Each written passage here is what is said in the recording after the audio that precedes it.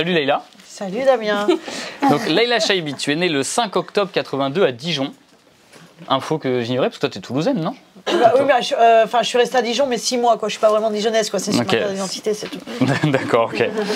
Initialement, toi, tu travaillais en mairie, dans les politiques de la ville à Paris. Tu as aussi travaillé, le dernier emploi que tu occupais avant d'être députée européenne, c'était dans la ville de Stein, c'est ça? Tu t'occupais des politiques de la jeunesse, mais tu es surtout... Non, c'est pas ça? À Gennevilliers, pendant 3 ans et demi, j'étais chargée de la citoyenneté en service jeunesse, et à Stein, j'étais chargée de la vie associative. Ok, très bien. Mais tu es surtout connue dans le milieu militant pour tes combats, notamment avec Jeudi Noir et Génération Précaire, dont on va pouvoir reparler juste après.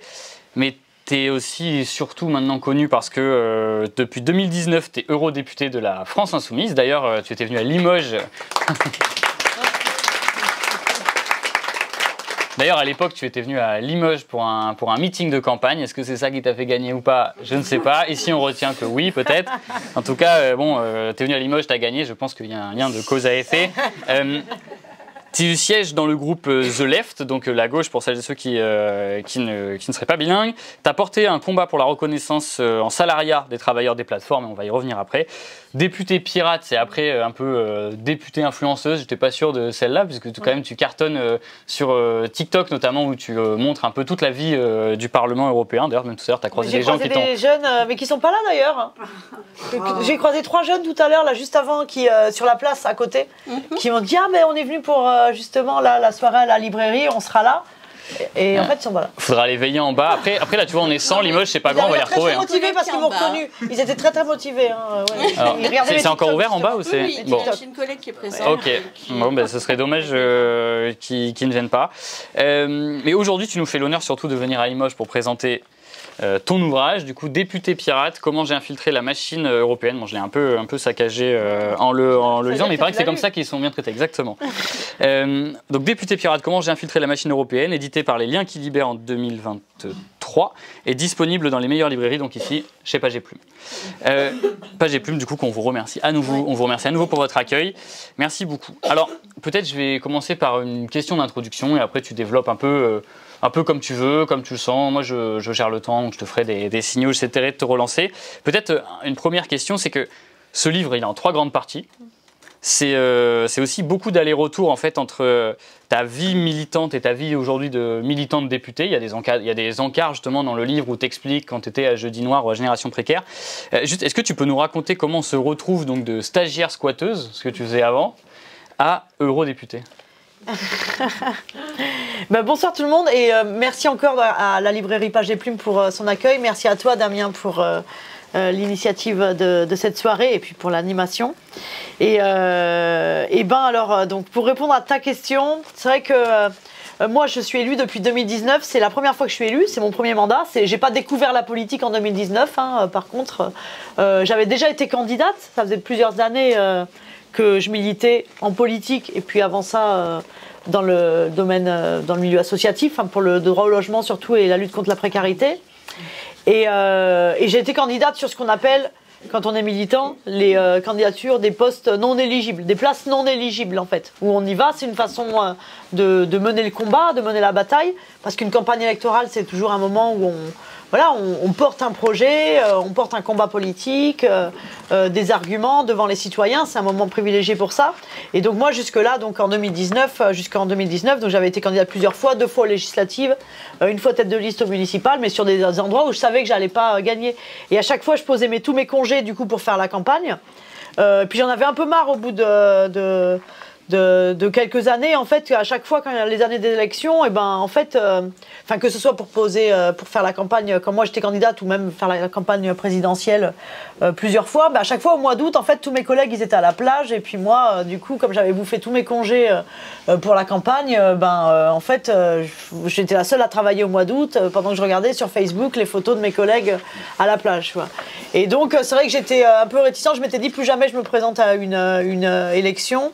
Et en fait, je me suis retrouvée en 2018. En 2018, oui, c'était Manuel Bompard qui était coordinateur du mouvement, déjà à l'époque, il a fait une pause entre-temps, mais il était donc coordinateur du mouvement de la France Insoumise, et qui m'a dit, donc, est-ce que ça te dirait d'être candidate aux européennes? Je dis, ah non, c'est bon, ça suffit, moi maintenant j'en ai marre là, de passer le mois d'août à bosser pendant que tout le monde est sur la plage. Et il me dit, non mais cette fois, en fait, ça fait un certain nombre d'années que tu es engagé, ça fait un certain nombre d'années que tu es avec nous, donc je pense que si tu portais ta candidature, tu pourrais être en bonne place éligible, quoi, parce que tu as la légitimité, donc, et c'est comme ça que je me suis retrouvée 3e sur la liste de la France Insoumise. Et sinon, en fait, moi, mon militantisme, donc comme je disais, il était dans le milieu politique, mais il était aussi d'abord peut-être dans des collectifs qui déjà, pour se faire entendre, et c'est là qu'il y a un lien donc avec l'histoire que je raconte dans le livre, c'est comment on sait que pour se faire entendre, il va falloir utiliser des leviers de communication, d'action, d'organisation qui sortent de l'ordinaire, qui ne sont pas les leviers traditionnels d'organisation, que si, pour prendre des questions concrètes, la question des stages, on est en 2005, je suis stagiaire pour faire apparaître dans l'opinion publique, pour que les politiques se bougent la question des stages, on ne peut pas utiliser les leviers traditionnels du mouvement ouvrier. Type une manif, on aurait fait une manif, personne n'aurait parlé de ce problème-là. Le fait que les stages, pour des gens qui sont souvent déjà diplômés, sont un frein à l'embauche parce que les entreprises emploient des stagiaires comme la main-d'œuvre gratuite. Maintenant, ça paraît évident, mais à l'époque, personne ne parlait de ce phénomène-là. Pareil pour le logement, Jeudi Noir, donc, quand on crée Jeudi Noir en 2006, les jeunes sont mal logés, les jeunes qui sont même en ayant un travail, on a des difficultés pour se loger dans les grandes villes. Si on avait employé, là maintenant, c'est pareil, c'est un problème, donc il n'est pas résolu, mais tout le monde le comprend. Si on s'était contenté de faire des manifs ou des pétitions, personne n'aurait parlé de nous. Donc, on a eu recours à des actions médiatiques qui sortaient un peu de l'ordinaire. Jeudi Noir, c'était des visites d'appartements où on s'incrustait avec cotillon, musique, mousseux, en organisant des fausses crémaillères avec la garantie de la caution du frigo, la garantie psychologique de l'arrière-grand-mère, pour symboliser les demandes immenses qui étaient faites aux postulants à la location et le parcours du combattant des locataires. À Génération Précaire, des actions également médiatiques avec des énormes masques blancs dans des entreprises stagiophages, mais tout ça faisait qu'à pas nombreux, on pouvait toucher l'opinion publique, donc on pourrait apparaître dans l'opinion publique via la médiatisation, ce qui nous permettait ensuite d'avoir des rendez-vous chez les ministres pour leur porter nos propositions. Et d'ailleurs, tu avais même eu Ségolène Royal et Olivier Besancenot qui étaient venus te voir quand tu étais à Jeudi Noir. Ça, c'était quand j'habitais. Donc, j'ai habité pendant 1 an et demi un immeuble, une ancienne banque vide en plein centre de Paris, place de la Bourse, rue de la Banque, enfin en face de la place de la Bourse, rue de la Banque. Un immeuble qui appartenait au CIC, vide depuis un paquet d'années. Donc, on l'a occupé. Moi, j'ai vécu dedans pendant 1 an et demi. Il y avait aussi pas mal de familles mal logées de l'association Droit au logement, des jeunes précaires aussi, puis des artistes mal logés. L'idée était à chaque fois de dire on ne part pas tant que c'est pas racheté par les pouvoirs publics pour transformer en logement social. Et dans cet immeuble d'ailleurs, il y a un logement social. Et on avait reçu à ce moment-là, donc pendant les élections. Oui, présidentielle de 2007, ouais, ça remonte. Mais tous les candidats, c'est le moment aussi d'une campagne où on interpelle, on avait forcé tout le monde à se positionner. Et quand j'arrive donc au Parlement européen, donc, en fait, je vais rapidement me rendre compte en fait que si je me contente de faire les choses comme on le fait traditionnellement, voilà, je vais faire mon mandat de façon très correcte, mais c'est pas comme ça, du moins, et puis l'histoire a prouvé que c'est pas comme ça que j'arrive à obtenir des choses qui concrètement vont changer la vie des gens et vont à l'encontre de la façon de procéder habituellement de l'Union européenne. En 2019, donc, tu es élu, et dans l'ouvrage, tu décris tes premiers pas à Disneyland. Est-ce que tu peux m'expliquer déjà pourquoi tu donnes ce nom et comment ça se passe, donc les premiers pas au Parlement européen ? C'est-à-dire que quand on arrive au Parlement européen, mais je pense comme n'importe qui de normalement constitué, c'est-à-dire que déjà il y a une espèce de l'impression d'être dans un costume qui est trop grand pour moi. Moi, j'ai ma légitimité politique, mais quand on me dit Madame la députée, au début j'ai envie de rigoler en fait, quoi. Il y a une espèce de syndrome de l'imposteur que j'imagine pas mal d'entre vous aussi peuvent avoir déjà vécu. Ça arrive à tout le monde quand on est promu chef d'une équipe, puis tout d'un coup on se dit attends, est-ce que je vais avoir l'autorité, ou quand on est candidat et puis qu'on se dit oulala, maintenant je suis pas crédible par rapport à d'autres. Et donc moi au départ rapidement j'ai l'impression d'être dans une énorme machine, un truc immense qui est beau, qui brille, ou qui est courtois, où on me donne du Madame la députée, avec des enveloppes financières assez énorme. Et rapidement, je me dis, oulala, il va falloir faire attention parce que moi, je suis pas plus maligne que n'importe qui. Et donc, si on met pas des garde-fous, on est dans une machine qui va dépolitiser, en fait. On est dans un endroit où on fait de la politique avec 27 nationalités différentes. Donc, pour se parler entre nous, surtout quand on n'est pas les meilleurs du monde en anglais, ce qui est le cas des Français, je le découvre là-bas, mais on n'est pas les pires, les Espagnols sont pires que nous, en anglais. Qui a dit, j'aurais pas dit? Mais il y a des exceptions, il y a des très bons. Il y a Manon Aubry par exemple, elle parle parfaitement anglais, elle est française, elle parle parfaitement anglais, et à l'inverse, il y a des Espagnols qui parlent très très bien anglais. Je pensais que les Français avaient été champions du monde. Les moins bons en anglais, ouais, non mais bon, et après en même temps, moi j'ai signé tous les papiers qui revendiquent la francophonie, je suis la première. C'est quand même un droit d'exercer son mandat dans sa langue, parce que c'est une question d'égalité dans l'exercice du mandat, hein, par rapport à un Danois qui, lui, le Danois, vous avez l'impression qu'ils sont nés en parlant anglais, en fait, tellement ils sont forts en anglais. Bon. Mais donc du coup, on a des nationalités différentes, des cultures différentes, on se rend rapidement compte, tu vois, un élément très concret, mais toi, à l'Assemblée nationale, tu as une pause entre midi et 2 pour manger. Ouais. Entre midi et 14h, il ne se passe rien. Il n'y a pas de réunion. Ouais, enfin, oui. Globalement, il y a une pause. Il y a une pause. Bah, au Parlement européen, imaginez si on devait faire ça, on fait la pause à quelle heure? Les Espagnols, ils mangent à 16h. 15h30.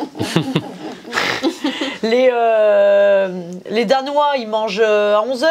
Mais super léger, ils mangent quasiment pas, ils mangent à 17h. Enfin, je vais pas faire le très culinaire de. Mais donc du coup, enfin, c'est pour dire qu'en fait, on se rend rapidement compte en plus qu'il y a des façons de voir le monde qui sont différentes. Pour parler de quelque chose de plus politique, le dialogue social. Moi, j'explique à mon collègue Nikolai Willumsen, danois, qui fait partie de mon groupe, le dialogue social. Quand on parle dialogue social à gauche en France, on pense quoi? On pense arnaque. Parce qu'on se dit se mettre autour de la table, dialogue social. Le patron, il a du pouvoir, moi, j'en ai pas en tant que travailleur.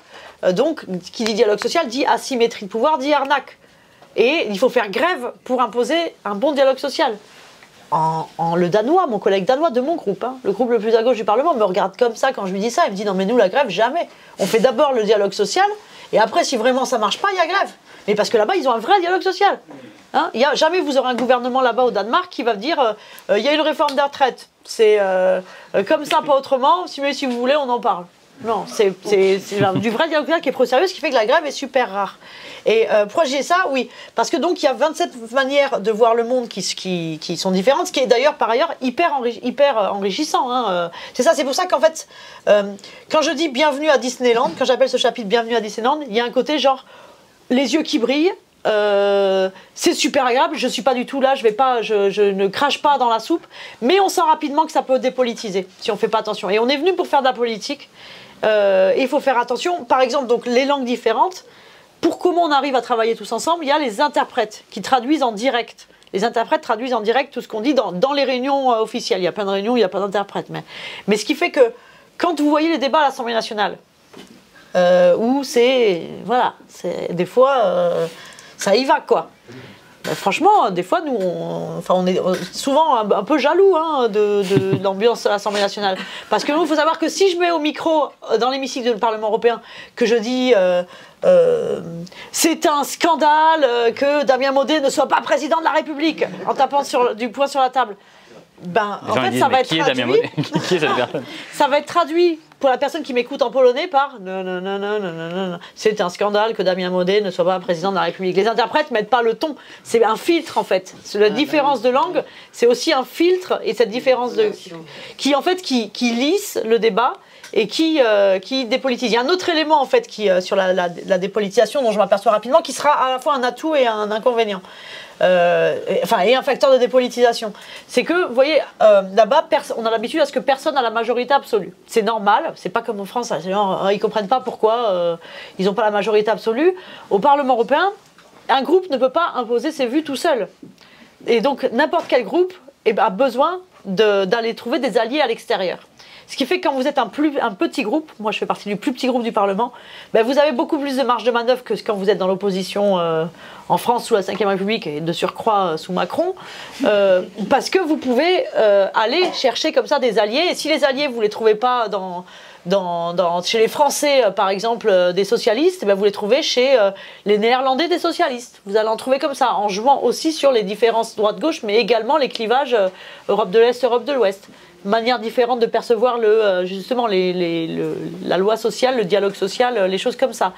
Et donc, du coup, ce qui fait qu'on travaille beaucoup plus à la recherche de consensus et de compromis, mais que, attention, c'est parfois plus des compromissions qu'on trouve et on peut vite se transformer en fonctionnaire du Parlement européen en fait quand on n'y prend pas garde. Et il y a aussi voilà, un environnement, puis je vais m'arrêter là parce que les exemples seraient multiples. Tu dis quand même que les signes politiques sont interdits dans l'hémicycle. Par exemple, oui, dans l'hémicycle, donc il faut savoir, oui, Parlement européen, il y a 2 parlements européens. Il y a le Parlement de Strasbourg, le siège officiel du Parlement européen, mais en vrai, on n'y est pas souvent à Strasbourg. On n'y est que 4 jours par mois. Pour les sessions plénières. Les sessions plénières, c'est là où on est tous les députés dans l'hémicycle, où on vote les textes voilà, de la législature. Mais là où on passe le plus de temps, c'est dans le Parlement de Bruxelles. À Bruxelles, tous les députés ont un appartement. Bon, il y a des Français, des Parisiens qui certains n'ont pas forcément leur appart parce que c'est que 1h20. Mais imaginez les Chypriotes ou les Portugais. Tout le monde, enfin, il y a une vie à Bruxelles, dans le quartier européen, parce que c'est là où on passe l'essentiel du temps, le travail en commission. Et c'était quoi ta question là? C'était juste le fait que tu n'as pas le droit aux signes politiques dans l'hémicycle. En session plénière, donc tu n'as pas le droit Tu fais de la politique, mais les signes politiques sont interdits, en fait. Ce qui fait que des fois, on a utilisé des subterfuges. Genre, une fois, je voulais expliquer qu'il y avait le risque d'un mouvement des Gilets jaunes européens si on commençait, parce que l'Union européenne, finalement, a décidé de le faire, donc j'ai perdu là-dessus. Mais donc, de taxer l'essence des Européens pour qu'ils consomment moins d'essence. Et j'ai dit, moi, française, ça me rappelle quelque chose, ça. Et attention, parce qu'on risque, vous avez le risque, si vous validez ça, de penser qu'on va avoir de l'écologie en faisant payer les gens qui n'ont pas d'autre choix que de prendre leur voiture pour aller travailler. Et donc, du coup, il fallait que je montre un gilet jaune pour que ça ait du sens, pour leur dire, attention, vous risquez les gilets jaunes européens. Et donc, il faut les plier dans une chemise, il y a tout un stratagème. En plus, à ce moment-là, bon, j'étais enceinte, donc les huissiers sont plus cléments quand vous êtes enceinte, voilà, forcément. Et puis le président aussi, bon, je me suis fait gentiment engueuler, je me suis pas de souci, mais je l'avais plié dans ma chemise à côté de mon papier, de mon intervention, pour pouvoir le sortir comme ça. Mais oui, donc du coup, c'est quand même assez bizarre de dire que les signes politiques sont interdits dans un espace qui est là pour faire de la politique. Il y a aussi un autre facteur de dépolitisation, tu en parles, c'est les conditions matérielles d'existence des députés européens. Tu dis cette ambiance si courtoise, si lisse, incite à rester dedans, à éviter d'aller voir ce qui se passe dehors. Et d'ailleurs, tu dis que vous êtes le rare groupe qui a voté souvent pour la réduction du salaire des députés européens. Ouais. Toi, justement, il y a aussi ce côté-là à l'Assemblée. Des fois, on se le dit que si tu ne te fais pas violence à aller dehors, tu peux vite être enfermé en fait, dans cette espèce de tour d'ivoire. Mais franchement, le Parlement européen, c'est encore un niveau au-dessus. C'est une ville dans la ville. Est-ce que toi, c'est quand même quelque chose aussi que tu ressens, le fait qu'en fait, on te pousse finalement à rester dans le Parlement, à ne pas aller dehors, à ne pas aller voir les gens? Oui, tout est fait. Donc, tu es bien dans le Parlement. Au Parlement européen, tu as un bureau. Tu as ton bureau, bien sûr, des salles de réunion normales, salle de sport, coiffeur, manucure. Il y a des snacks, des restos, supermarchés. Tout type de resto, tu veux resto rapide, resto plus classe, la cantine, le self, la boulangerie, le bureau de tabac, le fleuriste, des cafés pressing, tu t'y étais allé. Ouais, bah quoi d'autre il y a même, là ils ont enlevé les douches. Sur la piscine, mais on a... Non. Ou alors, peut-être en bas de la salle de sport, alors il y a un duvet. Mais bon, c'est tellement grand en fait. Mais du coup, on peut vite passer ces journées, sans voir le monde extérieur. Et encore, quand tu vois le monde extérieur, il faut savoir que le Parlement européen a été construit dans un quartier, disent les Belges. Mon collègue Marc Botanga, belge, me dit... Tu venais là, il y a 40 ans, il n'y avait rien. Des terrains vagues dans le quartier européen, place du Luxembourg. Et donc, de là est sorti le Parlement européen. Parlement européen et les 2 autres institutions de l'Union européenne, qui sont la Commission européenne et le Conseil de l'Union européenne. Parenthèse Non, pédagogique. surtout pas. Conseil de l'Europe, Maxime, pas du Conseil tout. de l'Europe Eh ne non, fait pas mauvaise partie de l'Union réponse. européenne. C'est ça, oui. Parenthèse pédagogique, mais c'est aussi l'intérêt du bouquin, je pense, justement, c'est important parce que c'est normal. Moi, quand je suis arrivée, moi, je n'y connaissais rien non plus. Hein. J'avais bossé évidemment pendant la campagne, mais en fait, si j'ai été choisie pour être députée européenne, c'est pas pour mes compétences ni en anglais, même si j'ai pris des cours, ni sur l'Union européenne, et parce que comme 99% de la population, enfin j'étais au niveau, c'était plus pour ma légitimité militante et politique. Et donc l'Union européenne, c'est 3 institutions. Là, on vote le 9 juin pour le Parlement européen. Le Parlement européen, donc, c'est 705 députés qui viennent des 27 États membres de l'Union européenne. Chaque pays envoie des gens en fonction, un nombre de personnes, de députés, en fonction de sa taille, sachant qu'il y a un minimum de 4 ou 6. De 6, ouais. Pour, par exemple, le Luxembourg, il y a un minimum, on ne peut pas envoyer moins de 6. Et la France, donc nous, on en envoie cette fois 81. C'est pour ça que sur les listes, vous avez voté pour des listes, et donc il y a 81 personnes. Chaque pays a son mode de scrutin. Pour le Parlement européen. Hein. Par exemple, les Grecs, moi je me suis posé une question. Les Grecs, je me dis, mais comment ça se fait? Il y a les Grecs de chez nous, donc notre groupe de la gauche. Il y a un acteur, il y a une ancienne top modèle, il y a un président d'un club de foot. Et puis après, je vois dans les autres groupes, c'est présentateur du 20h. Et je me dis, mais comment ça se fait que tous les Grecs élus au Parlement européen, c'est des stars? Enfin, je trouve ça bizarre. Et puis au bout d'un moment, j'ai compris. C'est parce que chaque pays a son mode de scrutin différent. Vous savez, en France, il y a un minimum de 5%. En Allemagne, c'est pas le cas. Il n'y a pas de seuil. En Espagne, c'est pas le cas. C'est pas le cas. Il n'y a pas de seuil. En Allemagne, c'est 3. C'est le seuil à partir duquel on a des élus. Droit d'avoir des élus. C'est-à-dire qu'en Espagne, vous faites 1%, vous avez des élus. Ouais. En France, vous faites moins de 5%, vous avez 0 élu. Et là, c'est toutes les listes qui vont faire plus de 5%. On va répartir à la proportionnelle les 81 élus. Et en Grèce, donc, les gens votent. Les listes sont par ordre alphabétique, les noms, et les gens doivent cocher. Et donc les gens doivent cocher, donc ils votent pour les gens, ils cochent les gens les plus connus. Ce qui fait que les partis anticipent ça, ils cherchent des stars en amont, parce qu'ils se disent, si j'ai une star, ben, les gens vont voter, vont cocher son nom. Ce qui fait qu'à la fin, vous vous retrouvez avec des élus, des députés européens, qui sont tous des gens du showbiz, des gens connus. C'est assez dingue. Donc le Parlement européen, donc là on va voter pour les députés européens, la Commission européenne et le Conseil. Alors, Conseil européen, Conseil de l'Union européenne, c'est la même chose. Par contre, quand vous entendez Conseil de l'Europe, c'est pas l'Union européenne. C'est une institution qui est chargée, en gros, des droits de l'homme. Il y a des pays qui sont même pas dans l'Europe qui sont dedans. Et donc moi, quand j'arrive au Parlement européen, d'ailleurs, on apprend que le Parlement n'a pas c'est le seul Parlement du monde qui n'a pas le droit d'initiative législative. C'est-à-dire qu'on ne peut pas écrire la loi directement, contrairement à un Parlement. La loi, ça s'appelle directive, en langage européen. Et il faut d'abord que ce soit la Commission qui propose, la Commission européenne. Donc, on en parlera peut-être après, mais moi, pour ma directive sur les travailleurs ubérisés, il fallait d'abord faire pression sur la Commission par tous les moyens pour qu'elle le propose, si j'en voulais une.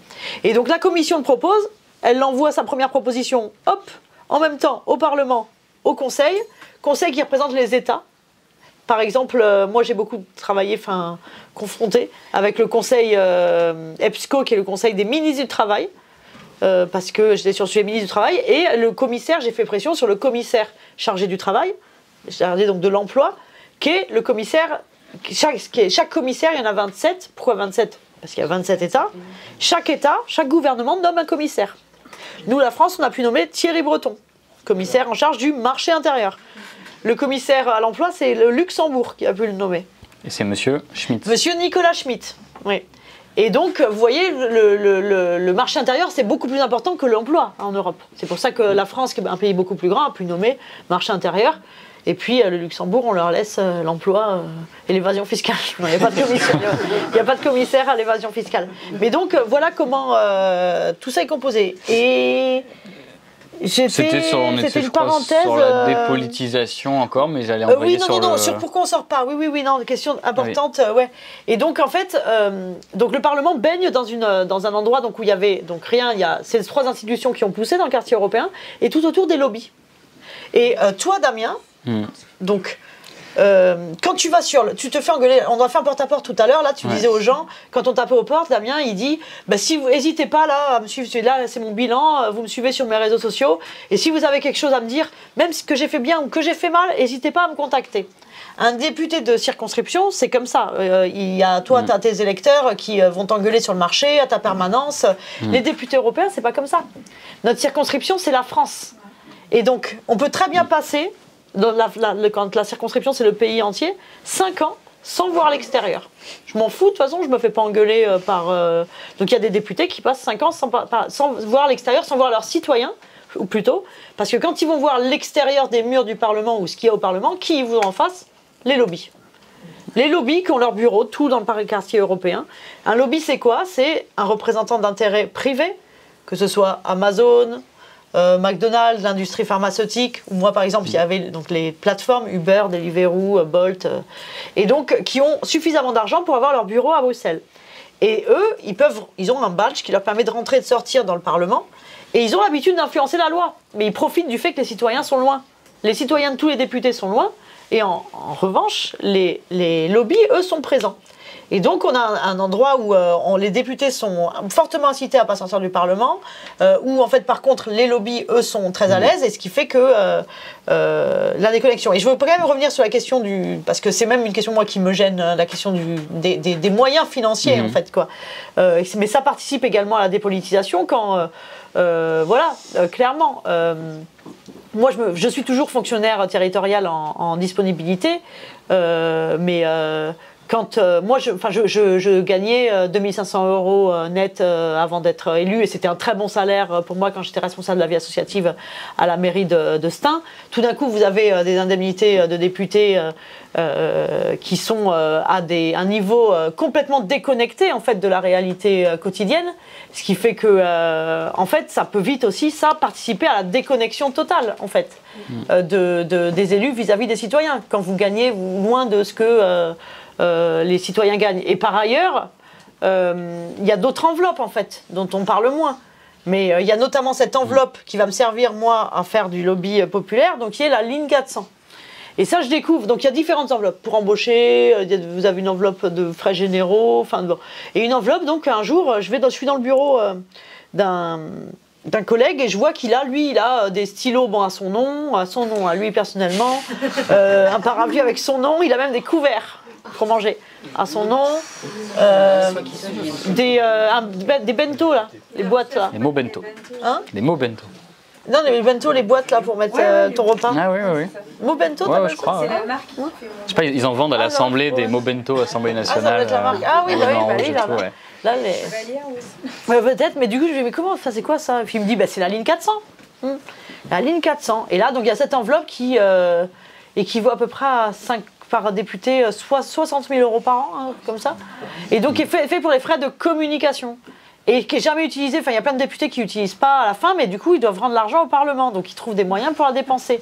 Et il y a un député notamment qui offre chaque année un sapin de Noël au Parlement, mais pas pour l'extérieur, hein.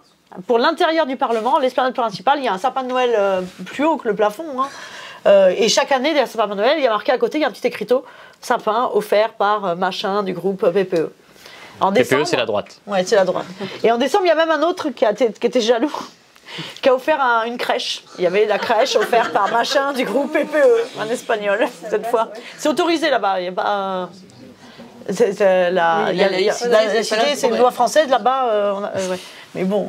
Et donc, du coup, c'est là aussi, je me dis, mais attends, mais cet argent, c'est cette ligne financière qui va me permettre de en fait construire du contre-lobbying en fait. Et la recette, ce qui fait qu'à la fin là, moi je suis fière d'être devant vous et de dire qu'on a ratifié le 24 avril dernier une directive qui va permettre d'améliorer la vie de 5 millions de travailleurs en Europe, de donner à des travailleurs ubérisés qui sont à tort considérés comme des indépendants alors qu'ils sont totalement subordonnés, donc livreurs de repas, chauffeurs VTC, mais bien plus que ça, hein, dans le milieu du soin, dans le milieu des services. Et puis en fait, il y a un enjeu à est-ce qu'on garde ou est-ce qu'on casse le salariat.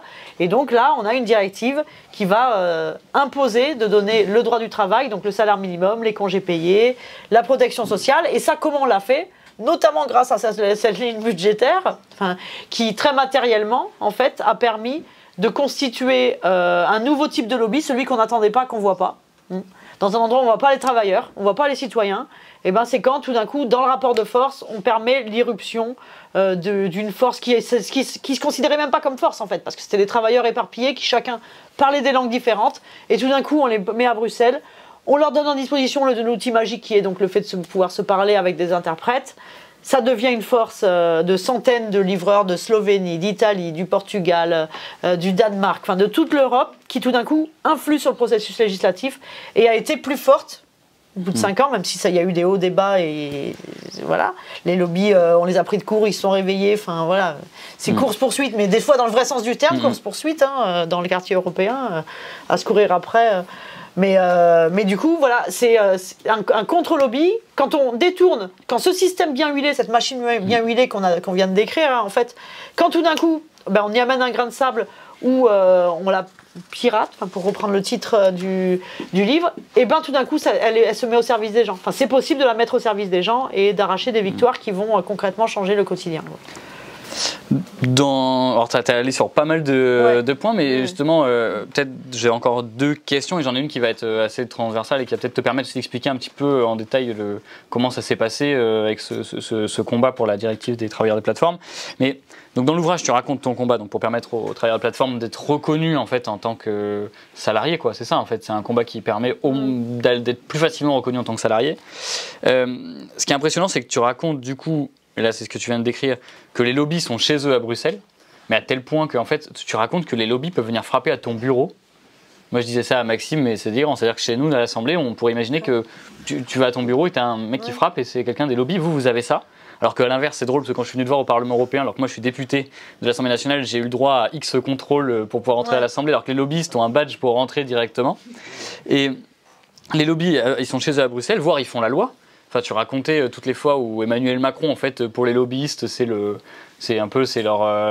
modèle parce que c'est lui qui fait les meilleures lois pour les lobbyistes. Mais est-ce que toi à côté, tu dois batailler pour te faire entendre? Peut-être que tu peux nous raconter un peu comment ça se passe avec Schmitt, comment tu dois influencer Schmitt, le mettre en confiance pour que lui décide de prendre la mission, etc.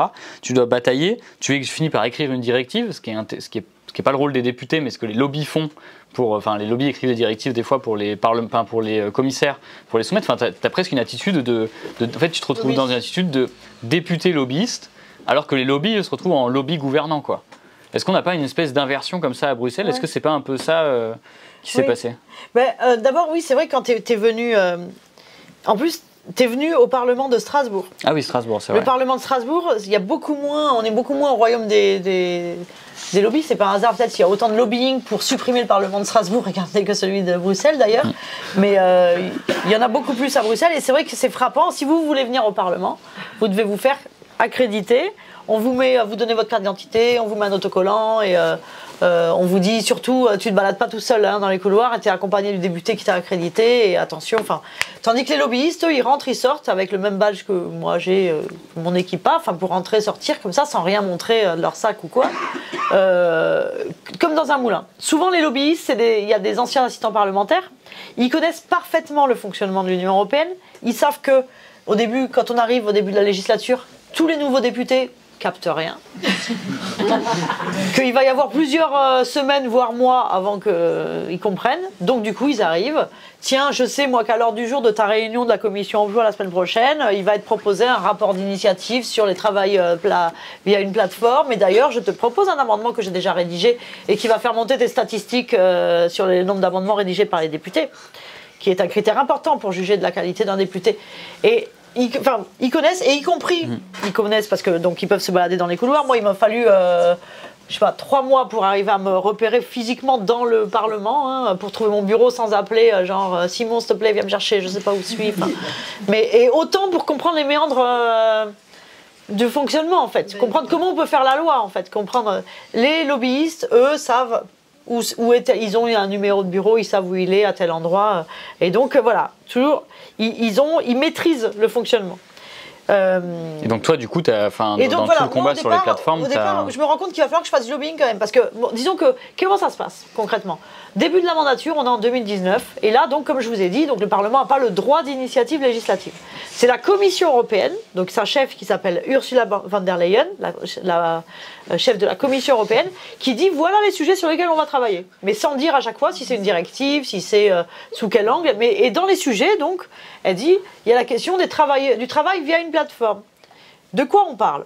On parle de travailleurs partout en Europe qui sont officiellement des travailleurs indépendants et qui utilisent une plateforme de travail pour être mis en relation avec un client. Donc les plus connus, par exemple, les livreurs de repas qui se connectent, Deliveroo qui dit va chercher le plateau de sushi à tel resto et puis l'amener à telle adresse. C'est ça. Les chauffeurs VTC. Mais donc ils sont officiellement indépendants. Sauf que partout en Europe, vous avez ces travailleurs qui en fait se rendent compte qu'ils avaient cru ce que Uber leur disait, qu'ils allaient être des entrepreneurs, des patrons. Mais en fait, ils disent, je comprends pas, en fait, j'ai pas l'impression d'être indépendant. Je choisis pas mes tarifs. En fait, je sais pas si moi j'ai que des petites courses, par exemple, je suis VTC, moi j'ai que des courses à 8 €. Mon collègue là, il est à côté, pourtant on habite à côté, donc on part du même endroit le matin à la même heure, il va avoir des courses à 40 €. Est-ce que c'est, je sais pas, est-ce que c'est parce que j'ai refusé les petites, que du coup pour me sanctionner la plateforme elle me donne que des petites courses? Ou à l'inverse, est-ce que mon collègue, c'est parce que il refuse les petites, donc on comprend qu'il en veut des grosses? Je sais pas, tout ça c'est l'algorithme. À la limite, si j'étais dans une entreprise, j'irais voir le patron, j'irais voir le responsable, je dirais c'est quoi les règles hein? Mais là je peux pas, c'est l'algorithme, c'est invisible, c'est opaque. Et donc je suis encore plus subordonnée que si j'étais dans un salarié. Et en fait, qu'est-ce qu'ils font Donc ils vont voir les juges partout en Europe, ils disent monsieur le juge, je comprends pas, j'avais signé pour être salarié, mais en fait, pour être indépendant, mais en fait, je suis rien indépendant. Qu'est-ce qu'il fait le juge? Partout en Europe, vous traduisez ce mot, il fait une requalification en contrat de travail. C'est-à-dire qu'il dit la relation de travail, la relation qui unit le travailleur à la plateforme, n'est pas une relation commerciale, il y a un lien de subordination. À ce titre, il faut passer à la caisse, là, la plateforme, et payer ce que vous auriez dû payer si vous avez dû payer les cotisations sociales. Parce que partout en Europe, soit on est travailleur salarié, soit on est travailleur indépendant. Il y a des droits du travail différents, mais partout, soit vous êtes subordonné, donc un patron qui vous sanctionne, contrôle, dirige, donc il y en a certainement ici pas mal qui sont salariés. Et donc ils sont subordonnés. C'est embêtant d'être subordonné. Mais bon, hein, Pablo qui travaille pour Pablo qui a été notre subordonné à tous les deux. Voilà. Et qui là, quand il dit c'est embêtant d'être subordonné, il fait genre au bout de sa vie. En plus, c'est vrai que ça dépend des employeurs, mais c'est toujours embêtant quand même d'être subordonné. Hein. Mais c'est pour ça qu'on a inventé le droit du travail. Ce qui fait que vous n'êtes pas un esclave. Il y a une contrepartie. Ouais, ok, t'es subordonné pendant le temps là, pendant 35 heures. Mais bon, tu as un temps de pause établi, tu as des congés payés. Si tu tombes malade, je te paye. De moins en moins. Tu as des congés payés. Enfin voilà, congés payés, il faut imaginer. Aujourd'hui, si on revendiquait les congés payés, c'est le droit d'être payé à rien faire, quoi. Enfin, ce serait mission impossible. Mais bon, là, voilà, c'est inscrit. Au fil des décennies, les gens se sont battus pour qu'il y ait une contrepartie au lien de subordination qui soit le plus fort possible. Ça s'appelle le code du travail et la protection sociale d'un salarié. Ou alors on est indépendant. Et dans ce cas-là, on n'a pas le côté embêtant de la subordination. On travaille comme on veut, on organise son activité comme on veut, on choisit plus ou moins ses tarifs. Mais par contre, on n'a pas le droit du travail, la protection sociale. L'un ou l'autre. Chacun avantage, inconvénient. Avec le travail de plateforme, avec l'ubérisation, on a inventé la possibilité que des employeurs ils aient à la fois les bons côtés du statut de salarié, des gens que je subordonne, tout en n'ayant pas à payer le droit du travail. Et les bons côtés du statut d'indépendant, quoi. Voilà. Et pour le travailleur, c'est les inconvénients des deux. C'est ce qui fait que c'est jugé illégal par tous les juges d'Europe. Parce que les juges disent, non mais Hubert, si tu veux subordonner quelqu'un, donne-lui le droit du travail, la protection sociale. Et là, donc, à ce moment-là, c'est quoi l'enjeu, dès le départ, dans cette histoire? Quand Ursula von der Leyen, en 2019, elle dit, on va réguler tout ça. Pourquoi, pendant toutes ces années, Macron a mis autant d'énergie à saboter la possibilité d'une présomption de salariat? Parce qu'en fait, on voit bien qu'il n'est pas question que de livraison pizza ou de chauffeur VTC. La question, c'est est-ce que le statut salarié dont on vient de parler là, on le maintient?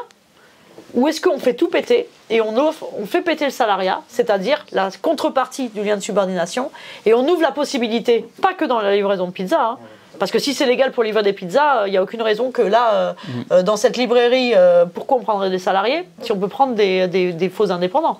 Dans les restos, dans les supermarchés, partout. C'est comment on ouvre la possibilité de remplacer tout le salariat par un statut hyper précaire pour le travailleur, hyper bénéf, moins cher en fait pour l'employeur. Et donc c'est pour ça que dans cette histoire, il y a eu autant enfin, le rapport de force a été aussi important. Et donc au départ, quel est l'objectif? Donc là, Ursula von der Leyen a dit on va réguler ça.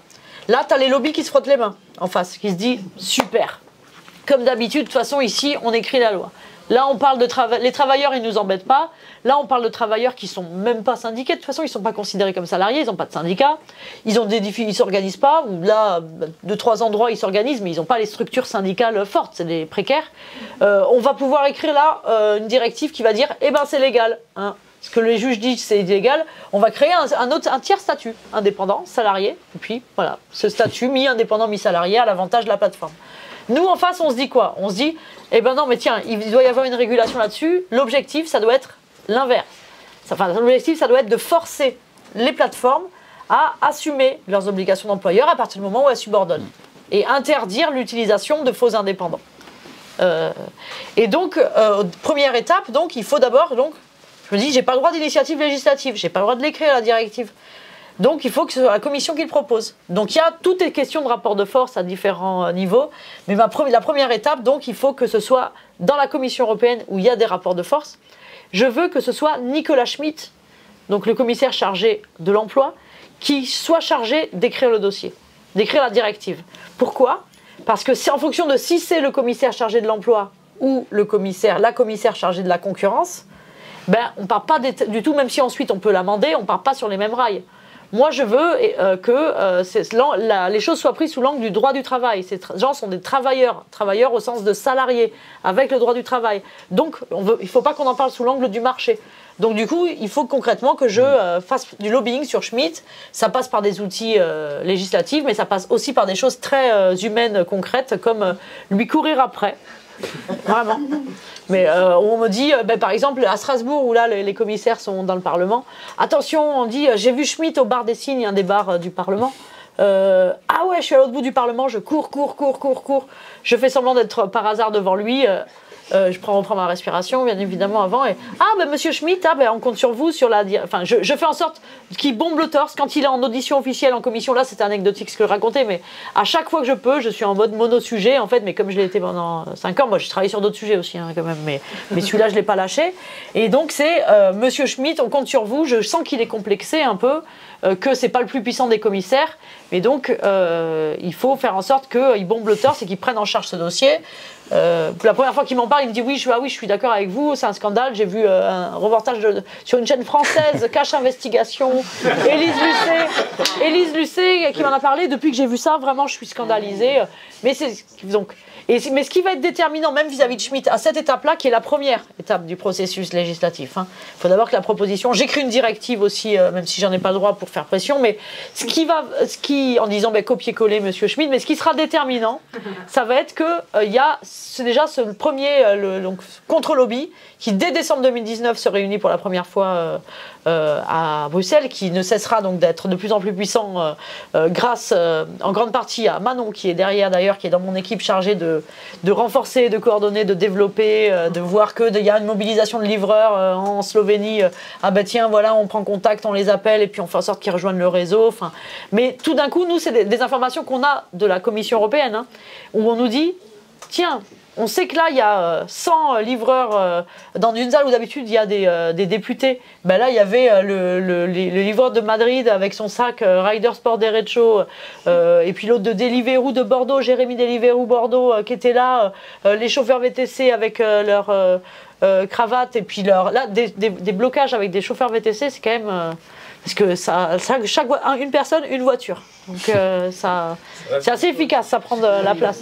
Et donc on a des infos comme quoi, dans les rapports de force internes à la Commission, ça aide Nicolas Schmitt pour qu'il prenne le dossier, pour qu'il écrive donc la directive, parce il peut dire à ses collègues, ben moi regardez, là j'ai la pression, là il y a des gens, d'habitude on est tranquille ici, on voit juste les lobbies là, et ben là je veux dire, il y a des travailleurs qui sont là, organisés, qui parlent d'une voix commune, et puis et c'est ce qui fait que donc en décembre 2021, après des mois lobbying contre lobbying, la Commission européenne propose, première proposition, une directive qui dit, la base, donc le premier G, dit, base de l'article 153, donc droit du travail, enfin droit des travailleurs, les travailleurs des plateformes doivent être présumés salariés. Dorénavant, ils seront présumés salariés, présomption de salariat. Et ensuite, donc, il faudra convaincre le Parlement, convaincre le Conseil, et tout au long de cette histoire, donc Macron... Macron, moi quand j'arrive au Parlement, je cherche pas à tomber sur Macron. En plus, ça va, j'ai pas besoin, je m'en passerais bien de tomber sur, d'avoir Macron. Là.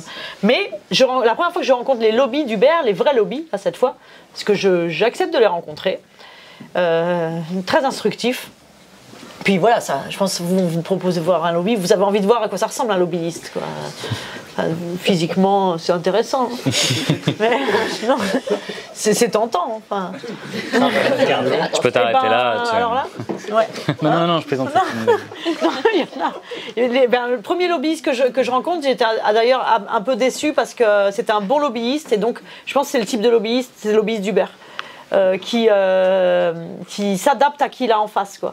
Et donc là, je suis sûre qu'il avait enlevé sa cravate juste avant de rentrer dans mon bureau.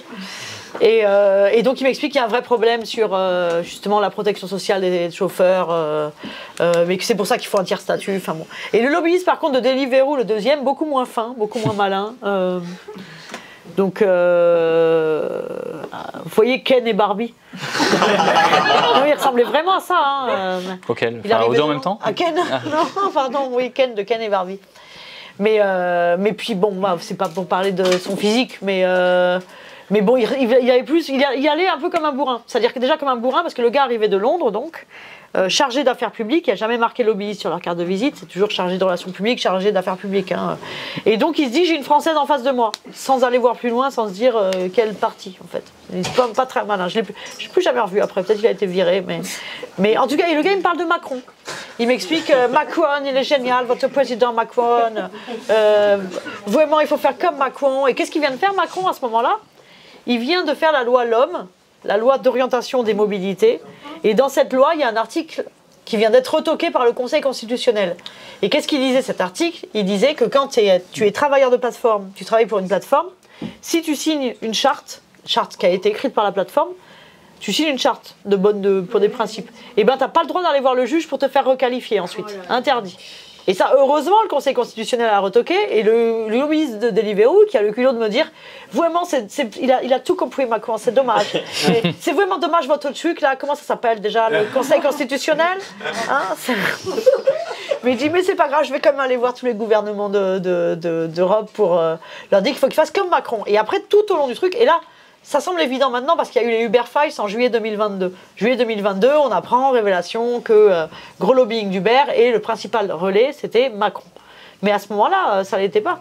Et donc tout au long, là, jusqu'au dernier moment, en fait, jusqu'à cette nuit en décembre dernier, où la France pèse de tout son poids pour saboter la directive, et ben c'était Macron. Et je dis même pas les macronistes, Macron, parce que, y compris des députés européens, se sont brouillés avec Elisabeth Borne, qui était à l'époque ministre du Travail de Macron, se sont brouillés avec la Macronie du gouvernement, et avec Macron, parce qu'ils n'étaient pas sur la... Parce qu'il y a cette ambiance, justement, dont je parlais au tout début, au Parlement européen, où, s'il y a une majorité, il y a une majorité, au bout d'un moment. C'est bon, voilà, on n'est pas d'accord, on accepte. Les macronistes du Parlement étaient dans cette logique-là. Mais non. C'était non, il fallait pas de présomption de salariat. Et après, la question qui se pose, c'est pourquoi. Je pense, il faut que je raccourcis là, ouais. C'est que je pense juste en une phrase, c'est qu'il y a une convergence idéologique entre Macron et Uber, en fait. C'est-à-dire qu'il a bien vu Macron que via ça, il y a la possibilité de faire un cheval de Troie pour casser tout le salariat. Et qu'il n'est pas question juste de la livraison de pizza, mais c'est comment ce statut salarié, la société pour Macron se porterait mieux sans droit du travail. C'est trop lourd, c'est rigide, c'est un frein à l'embauche. Et donc, moins il y en a, mieux on se porte. Et la possibilité pour le casser, l'opportunité peut être l'ubérisation. Et à la fin, du coup, avant Et qu'on passe aux questions. Ouais, et à la fin, donc on a gagné. Et franchement, c'était pas. Il y a encore 6 mois. Parce que, évidemment, c'est une question, même quand on a écrit le livre d'ailleurs, vous verrez que c'est pas clair la fin. Non, mais tout à fait. Parce que justement, en fait, quand avec Cyril Pocréo, donc le Mais c'est vrai rédacteur qu'on n'a en pas chef, cité on l'a Cyril. pas cité, Cyril Pocréo. Parce qu'il a ses droits d'auteur à prendre à chaque fois. Énorme boulot. C'est lui qui récupère les droits d'auteur. Ah, c'est vrai. d'ailleurs. Ça, d'accord, Ouais, ok. ouais. C'est lui. J'aurais pu m'en passer de celle-ci. Ouais, pardon. Non, c'était. Ah non, ok. je Non. pense que c'était fait exprès, mais non. Mais avec qui on a coécrit, enfin, comme on dit, le livre. Donc c'était tout à la fin, on avait des négociations. Franchement, forcément, on se pose la question. On est à la veille des élections européennes. Moi, j'avais prévu le scénario, genre, ben voilà, on n'a pas de directive. On n'a pas de directive. On a une directive qui empire la situation, ce qu'ils voulaient en face. Hein, une directive qui institutionnalise ce dont on vient de parler, le salariat déguisé, où on a une directive qui améliore la situation, qui facilite la requalification en salarié. Et jusqu'au dernier moment, on ne savait pas. Et donc, quand le bouquin était encore en train de s'écrire, je dis à Cyril, j'étais en demi-négociation, nuit, qui a commencé à 19h, qui a fini à 8h du matin le lendemain. Il fallait qu'on envoie à l'éditeur le lendemain. Et en fait, ce qui s'est passé à 11h, 23h, je lui dis, c'est mal barré, franchement, c'est mal barré, c'est mort, je pense, en face, là, le conseil. C'est une négociation entre l'équipe du Parlement et le conseil en face. Ensuite, 2h du matin, on le sent bien. Et finalement, donc il y a accord. Et donc le lendemain, je lui dis, ben voilà, non mais c'est fou. Enfin voilà, je lui dis, dès que je l'ai informé en direct, je fais, en fait, la fin, on a un happy end, c'est fou, on doit envoyer les épreuves là le lendemain. Sauf que, quelques jours plus tard, chose qui ne se produit jamais dans ce qu'on appelle un accord de trilogue, la France sabote l'accord de trilogue. Et là, du coup, c'est pour ça qu'il y a un paragraphe à la fin du livre. Enfin bon, on va pas spoiler, parce que de toute façon, la vraie fin est mieux que la fin du livre. Mais que du coup, on dit, Macron reviendra certainement pour tout casser. De toute façon, comme d'habitude, il faudra encore remonter sur le cheval. Mais donc, on pensait que c'était finalement mort. On a rajouté ça au moment où comment on appelle ça, le BAT. Au moment du BAT, avant le BAT, on a le moment où normalement on peut pas rajouter. Encore moyen. C'est ça, voilà, et c'est là qu'on a rajouté du coup, étant donné. Ouais. Mais nous, on reçoit d'ailleurs en fait le premier jet en avance, ce qu'on appelle les épreuves non corrigées. Ah ben voilà, c'est ça. Ouais. Et donc il y a possibilité de faire une correction quand même. Ben oui. Et là donc du coup suspense jusqu'au bout vraiment, hein, parce que donc il y a une fin genre qui dit mi figue mi raisin, on sait pas trop, mais de toute façon ce qui compte c'est la lutte. En gros c'est ça. Et finalement les négociations reprennent en janvier. Donc au final on arrive, alors même que jusqu'à la fin il y en a un seul qui s'opposait. Dans le Conseil, donc, qui représente donc le Conseil de l'Union européenne, qui représente les gouvernements, la France, Macron, le représentant de la Macronie, même si tous les autres finalement étaient convaincus, certains aussi pour ne pas être isolés, en se disant de toute façon là il y a la majorité qualifiée, on a fait les comptes, donc qu'on soit pour ou contre, ça sert à rien, donc autant être pour pas passer pour les isolés. Non, les macronistes n'ont rien à faire, on se demande combien Uber a payé des fois, mais voilà. Et donc finalement on a une directive. Et ce qui est fou, c'est qu'on a voté à la dernière session plénière du Parlement européen pour une bagarre qui a duré toutes ces années et qui prouve que c'est possible d'arracher des victoires, même quand on est dans cette Union européenne qui a pour base le marché, dont les questions sociales sont peu ou maltraitées, quand on fait partie du plus petit groupe du Parlement européen, c'est quand même possible d'arracher des victoires qui vont concrètement permettre une amélioration de la vie des gens. C'est pas tous les jours que ça arrive, et c'est quand même sacrément cool, quoi. Ouais.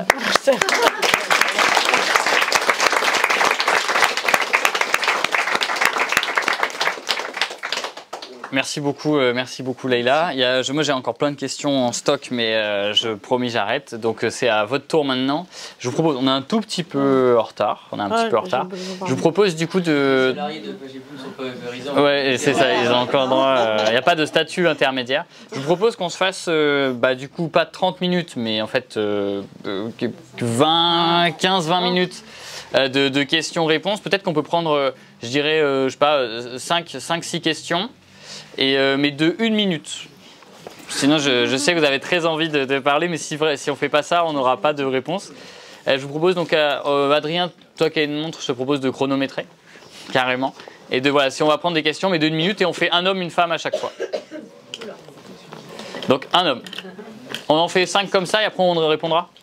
Bonjour, j'ai pas compris comment vous avez utilisé la ligne 400. Ouais. Bonne question. Ok. Alors ça c'est question simple, efficace, très carrée. Bravo. Une autre question d'une femme cette fois. S'il n'y a pas de femme, ça vous bloquez toutes les questions derrière vous. Moi, j'en ai une. Alors allez-y. Moi, je voulais un petit peu vous demander de développer la partie alliance, entraide entre les députés européens des différents pays.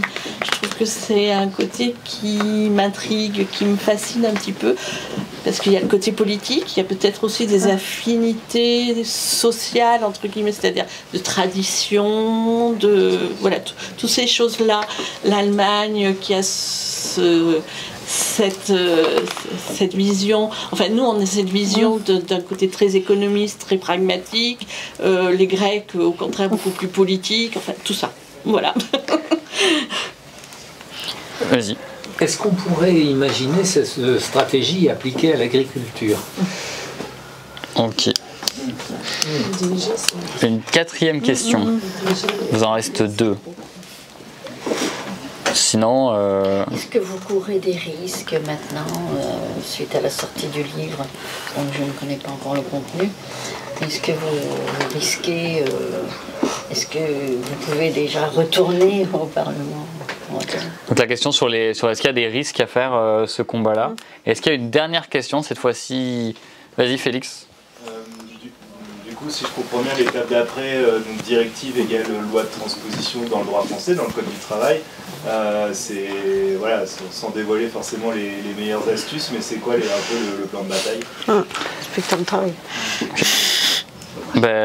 Oui. Allez Candy, en bonus. J'en ai une moi. C'est parce que en fait les gens d'en bas, ils voient pas trop l'importance de l'Europe parce qu'ils disent ça nous atteint pas. Et je pense que ça nous atteint via le président de la République en fait. Est-ce que c'est vrai ou pas ce que je dis? Ok, et ben vas-y Leïla, c'est à toi. Je te propose qu'on parte sur 10, 15, sans vouloir te limiter. Mais du coup, si on va avoir le temps après que tu puisses dédicacer, même après échanger avec les gens, ou un autre tour de parole selon le temps. Ok. Alors, d'abord, donc, je reprends dans l'ordre. Merci pour toutes ces questions. La ligne 400, concrètement, donc c'est une ligne qui est normalement dédiée à la communication. Et là, on se dit, mais plutôt d'ouvrir, j'ai pas forcément, je vois pas d'intérêt à ouvrir un supermarché avec des produits à mon nom. Donc, en fait, très concrètement, on regarde le règlement ligne 400, on regarde comment on peut utiliser cet argent-là à des fins d'organisation internationale des luttes, en fait, et des travailleurs. Parce que moi, je suis allée rendre visite avec mon équipe je suis allée soutenir des mobilisations dans différents pays et je m'aperçois que ces travailleurs qui sont précarisés, atomisés, éparpillés, en fait, ils parlent des langues différentes, mais ils racontent tous la même chose, le même quotidien. Et donc, si tout d'un coup, en fait, on les ramène, on en fait une force collective, ça peut être puissant. Et en regardant le règlement, on s'aperçoit qu'on peut financer des événements, notamment des événements sous réserve qu'il y ait le logo sur tel endroit, enfin que ce soit des événements de communication. Donc tout est légal, hein. Tout est 150% fait dans les règles. Et donc on prend contact, Manon donc, qui est par là, chargée de ça dans mon équipe, donc on prend contact avec tous les travailleurs organisés en collectif, en syndicat ou pas, partout en Europe. On leur paye avec cet argent-là, parce que ça coûte des sous. Et donc ça nous permet le billet d'avion, le billet de train, pour qu'ils viennent des 4 coins de l'Europe, y compris des États-Unis, et puis d'Amérique latine aussi, parce que le réseau est même plus large que ça. On leur donc finance l'hôtel et surtout on leur met à disposition un truc qui coûte pas mal d'argent, c'est les interprètes. Que quand on parle, en fait, quand vous parlez, vous avez quelqu'un qui vous traduit en direct. On leur met à disposition les interprètes. Il y a une partie, en fait, évidemment, pour avoir les financements plus événements avec un programme, mais il y a surtout l'intérêt principal, c'est qu'ils font une AG, en fait. Dans une salle du Parlement, on leur met à disposition la salle. Ils sont réunis entre eux de toutes ces nationalités. Ils ont les interprètes pour parler entre eux, et donc ils échangent sur leur expérience, ils s'organisent. Tout d'un coup, donc, ils sont en capacité d'intervenir sur le processus législatif. Et tout au long de ces 5 années, eh bien, à différents moments, une fois par an, et puis au moins en physique, hein, donc ils se réunissent et ils font pression sur le processus législatif physiquement en fait en étant concrètement là. Donc c'est comme ça en fait qu'on utilise. Et là on a utilisé la fin de la ligne là le 24. Là il y en a eu 2 rendez-vous cette année en physique parce que la deuxième fois c'était pour qu'ils viennent célébrer la directive quand elle a été adoptée et donc on a organisé une fête dans le Parlement européen. Enfin une fête. C'était assez symboliquement de dire un cocktail dans un endroit, un salon où d'habitude c'est les lobbyistes et les députés qui sont, ben là c'est les livreurs d'Autriche, de Pologne, d'Espagne qui sont etc., qui sont réunis dans le Parlement parce que c'est leur maison, c'est leur directive et ils ont été plus puissants que les lobbies. Ça c'est pour la première question, en espérant que c'était clair. Sur l'alliance entre les... alors c'est un aspect, une dimension moi que je trouve hyper enthousiasmante du mandat de député européen. C'est le fait de travailler justement avec d'autres pays. Alors il y a à la fois, nous au Parlement européen, en fait c'est comme à l'Assemblée nationale, il y a des groupes qui vont de droite à gauche, sauf que dans chaque groupe, il y a plein de nationalités. Moi dans mon groupe, donc dans le groupe de la gauche, The Left, qui s'appelait avant GUE NGL, il y a des Espagnols qui font partie de Podemos, qui sont maintenant 3, il y a l'Espagnol de Sumar, de Podemos et d'Izquierda Unida, qui sont dans mon groupe. Il y a aussi les Portugais du bloc de gauche, les communistes portugais. Il y a les Grecs de Syriza, il y a les Allemands de Die Linke, il y a les Danois de l'Alliance Rouge-Verte. Bref, c'est comme si on était une grande famille politique en fait, et une grande famille politique qui a les mêmes vues, les mêmes analyses sur l'austérité, sur un certain nombre de sujets, un certain nombre de choses qu'on raconte ici chez nous. On s'aperçoit qu'on est beaucoup à raconter. Sauf que il y a aussi des nuances en fait, même si il y a aussi des manières de voir les choses. Je parlais tout à l'heure des questions sociales et notamment par exemple les Nordiques, le modèle scandinave en fait, où pour eux une loi ou une directive, une loi nationale ou une loi européenne sur les questions sociales et de droit du travail, c'est mauvais. Ce sera forcément plus mauvais que les accords collectifs de négociation collective qu'ils ont. C'est un modèle social particulier en fait, quoi, une façon de voir les choses différente. Sur les façons de négocier, c'est différent aussi. C'est assez intéressant. Mais ça, tout groupe confondu. Hein. Juste avant ça, d'abord, il y a certains sujets sur lesquels on est plus proche en fait de la droite française parfois que de mes camarades de mon groupe. Par exemple, le travail détaché des routiers. Le travail détaché des routiers. Donc, c'est-à-dire que quand vous êtes un chauffeur routier payé par une entreprise, vous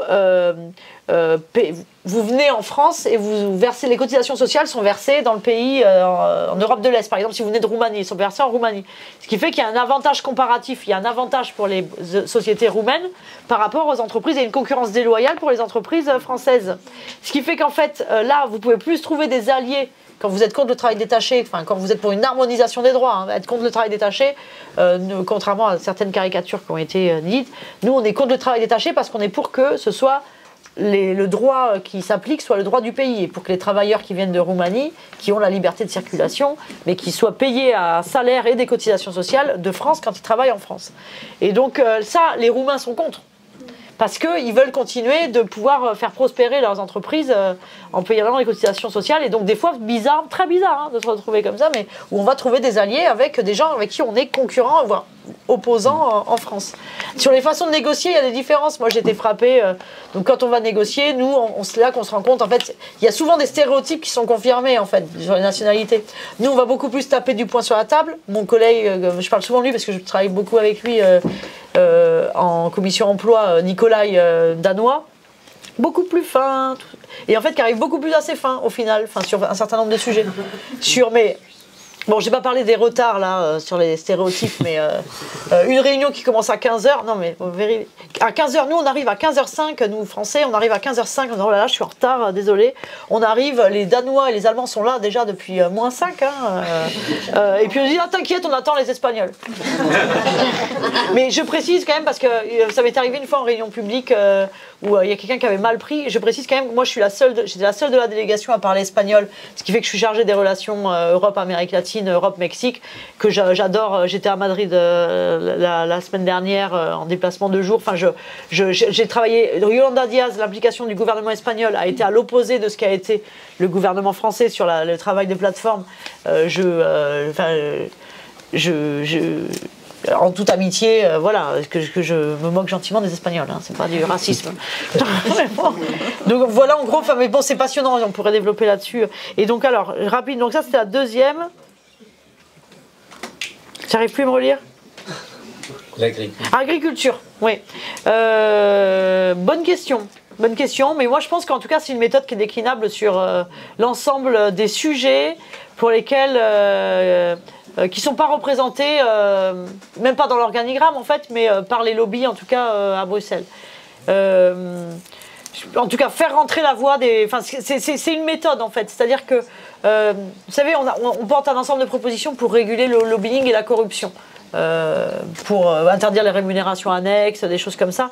Mais selon moi, ce qui sera déterminant, c'est de rapprocher les citoyens, en fait. On pourra faire toutes les mesures d'encadrement qu'on veut, mais faire rentrer la voix des travailleurs, des citoyens, de tous ceux qui ne sont pas représentés, des agriculteurs, par exemple, c'est ça qui sera déterminant si on veut que les décisions qui sont prises à la fin, elles aillent dans le sens de notre intérêt, de l'intérêt général, l'intérêt des citoyens, des agriculteurs, des travailleurs, plutôt que dans l'intérêt des lobbies. Donc j'imagine que oui, c'est déclinable. Quand j'ai t'écoutais, je pensais à la Confédération paysanne en France et à une association aux Pays-Bas, une association d'agriculteurs qui sont des marginaux aux Pays-Bas, parce qu'ils ne sont pas dans le courant dominant, c'est pas du tout la FNSEA, quoi.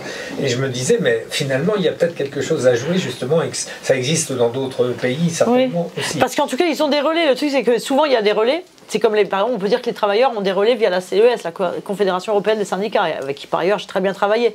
Mais c'est un certain type de travailleurs. Et là, il y a des relais pour les agriculteurs, mais un certain type d'agriculteurs. C'est plutôt la FNSEA. Voilà, c'est ça. Et donc, du coup, ça vaudrait le coup d'organiser à l'échelle européenne, effectivement, l'économie.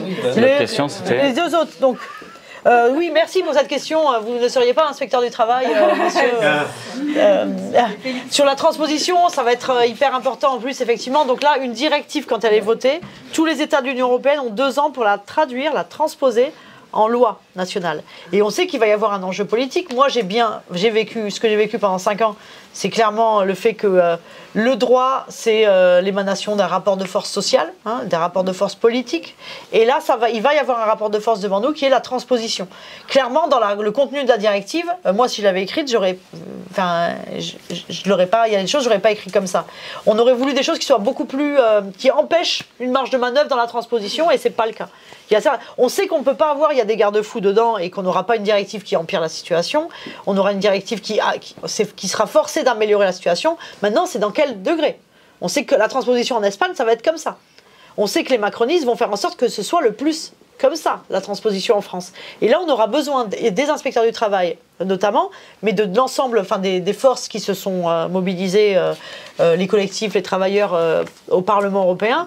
En tout cas, devant nous, il y a un rapport de force pour la transposition, effectivement, qui va être sérieux. Ensuite, il en reste 2. Attends, Les risques encourus de ce combat. Ah oui. Le fait, est-ce qu'aujourd'hui tu es tranquille ou est-ce que tu as Uber qui te met la pression? Alors en fait, nous, la différence peut-être par rapport au lobby, c'est qu'on a tout fait. Quand je dis on a fait du contre-lobbying, tout a été fait dans la transparence, en fait. C'est peut-être la différence par rapport au lobbying. Est-ce qu'il y a un risque? Je pense qu'ils ne peuvent pas... Quand je croise les lobbyistes, en fait, ils font clairement la gueule. Parce qu'il y a eu des trucs dont on n'a pas parlé là, mais quand moi, j'ai servi aussi sur Rouen pour accréditer des travailleurs à des réunions qui étaient organisées par les lobbies au plein cœur du Parlement européen avec 0 travailleurs ou des faux travailleurs. Et donc, on a fait rentrer des travailleurs qui sont venus leur dire leur cas de vérité.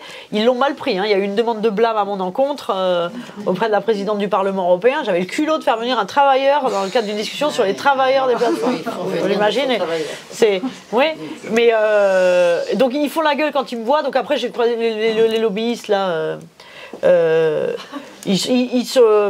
Mais je pense pas, sinon si je commence à me dire ça, en fait après on fait plus rien, quoi. Donc, et puis après, tout ce qui a été fait. En fait, le pire c'est que on a piraté le mode de fonctionnement, mais tout ça en fait est légal. C'est juste que c'est la façon de faire habituelle qui donne pas lieu à ça. Mais donc non, j'imagine pas, non. Et la dernière question, c'était, est-ce que tu crois que c'est pas le président de la République qui a le plus d'influence quand même sur l'Europe? C'est ça, un candidat. Moi, je suis. En fait, c'est vrai qu'il y a une hypocrisie. C'est qui a posé. Oui, c'est toi, Candy, qui a posé la question. En fait, il y a une hypocrisie, je trouve, de la part de ce gouvernement, c'est-à-dire que c'est quand ça l'arrange, l'Europe. Moi, franchement, fin décembre, juste après qu'il ait saboté l'accord qu'on avait trouvé, qu'on pensait que c'était mort pour la directive, juste après, il y a Jacques Delors qui meurt, il y a quelques jours après. Et quand de voir Macron organiser toute une cérémonie là, avec tous les dirigeants européens en expliquant que c'est le chant de l'Europe qui protège, vive l'Europe, alors que pour une fois, quand l'Europe peut protéger les gens, et ben en fait c'est lui qui s'y oppose et c'est lui qui sabote tout. En fait c'est quand ça l'arrange. Mais du coup CF, les présidents précédents, je peux pas appliquer mon programme parce que c'est Bruxelles. Non en fait. Effectivement il y a de la marge de manœuvre et là on a vu que oui. Et puis il y a aussi, si on regarde l'architecture européenne, sans vouloir faire du truc trop... le Parlement européen, en fait, est censé avoir autant de pouvoir que le Conseil de l'Union européenne qui représente les États, donc les chefs d'État. Mais dans les faits, on a souvent l'impression que le Parlement européen est à la remorque et un peu le petit toutou c'est ça. Ouais. Et sur certains sujets, le Parlement européen aurait eu la main sur notamment les aspects sociaux, et on aurait une directive beaucoup plus ambitieuse que celle qu'on a. Non, espèce. Pas carte bleue. Ok. Vous avez dit que le Parlement européen était éloigné les députés français européens étaient éloignés des réalités. Est-ce que vous pensez que quand dans les années 2000, il y avait 8 grandes circonscriptions pour les députés européens, c'était préférable? Et puis une deuxième question. Manon Aubry a critiqué les rémunérations annexes des députés européens. Qu'est-ce que vous avez pensé de la réponse de Raphaël Glucksmann qui disait que c'était simplement des droits d'auteur? Ok, et juste toute dernière question et après on s'arrêtera ici. Ouais, vas-y. Je voudrais savoir si tu as pu mesurer quel était le positionnement des partis d'extrême droite dans toute l'Europe par rapport à cette question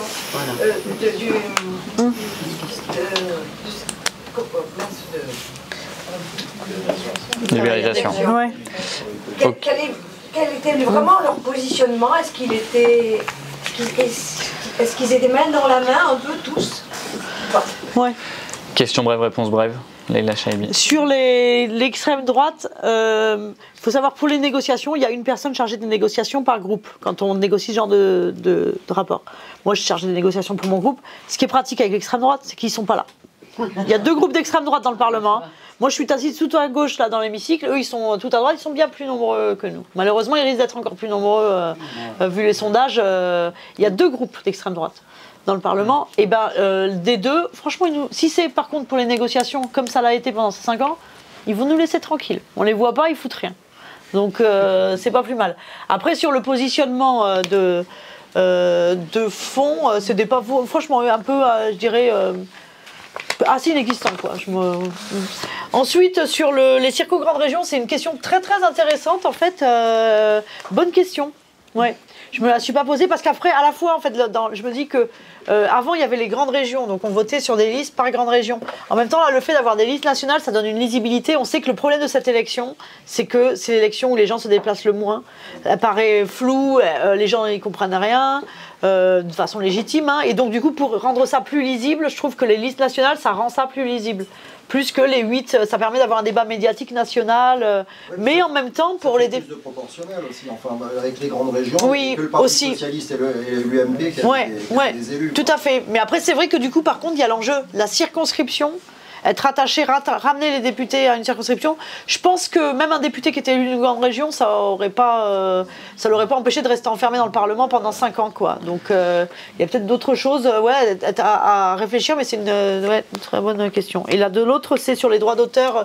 Alors, ce que Manon Aubry a voulu poser de façon volontairement provocatrice au départ, parce que vous voyez dans cette campagne, c'est compliqué déjà de parler d'Europe. Il reste 3 semaines, on espère que là de plus en plus on va pouvoir aborder les sujets de fond, mais du coup il faut faire des coups comme ça pour qu'on parle d'un sujet. Et là de quoi elle voulait parler? Elle voulait parler des questions d'éthique en fait, d'éthique donc des députés européens et notamment la question qui fait partie des différentes questions d'éthique, comme le lien avec les lobbies, mais il y a les rémunérations annexes. C'est-à-dire que quand vous avez des indemnités de député, vous n'avez pas besoin d'aller trouver un travail à côté pour payer votre loyer. Hein. Il y a, je ne sais plus combien, un quart des députés, en tout cas un certain nombre de députés, beaucoup de députés, qui sont payés par ailleurs, et notamment par des lobbies. Ce qui n'est pas le cas de Raphaël Glucksmann et de Valérie Hayé, mais c'était une façon d'alerter comme ça, de façon volontairement provocatrice, pour parler du sujet de la rémunération annexe et de l'interdiction de la rémunération annexe. Merci beaucoup Leïla. Merci